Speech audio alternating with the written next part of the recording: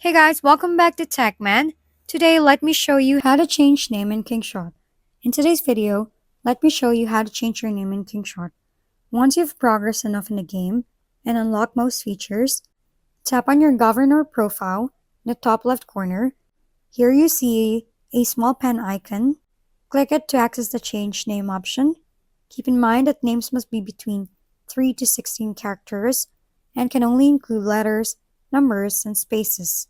Enter your new name, then confirm. If the name is available, you can finalize the change using 400 diamonds. Take a moment to double check your spelling and capitalization, since this is how other players will see you in alliance and battles. You can repeat this process as many times as you'd like, as there's no limit.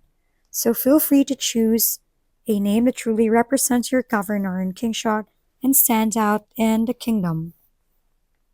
If we've been helpful, kindly give us a thumbs up and don't forget to hit the subscribe and bell button for more contents.